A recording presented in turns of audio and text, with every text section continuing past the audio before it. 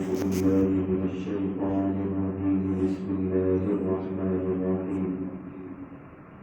وذر الذين اتخذوا دينهم لعبا ولهوا وغرتهم الحياة الدنيا وذكر به أن تبسل نفس بما كسبت ليس لها من دون الله ولي ولا شفيع.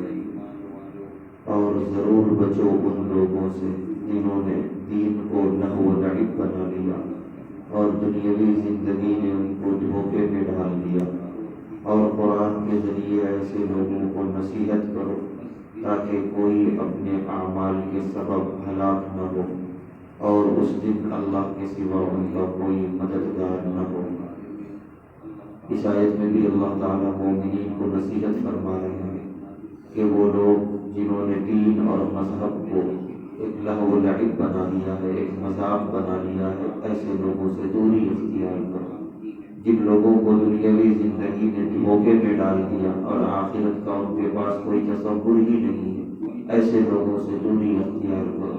یعنی ان کے ساتھ وقت گزارنا، ان کو اپنا قریبی دوست بنانا، یہ دراصل اپنے آپ کو انہی جیسا بنانا ہے. تو لہذا پرہیز کرو، اور اگر ہو سکے تو وذکر بھی، اس قرآن کے ذریعے انہیں نصیحت کرو، اگر ہو سکے تو ان تبسل نفس بما کسبت، کہ کل میدان آخرت میں ہر نفس اپنے کیے ہوئے اعمال کی وجہ سے ہلاکت کی طرف جانے والا ہے.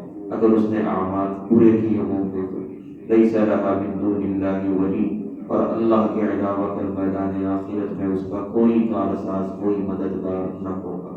لہذا آیت کا پیغام صاف ہے کہ ہم صاف ستھری دینی زندگی گزاریں اور ایسے ہی لوگوں کو اپنا دوست بنائیں. اللہ ہم سب کو ایسا کرنے کی توفیق عطا فرمائے.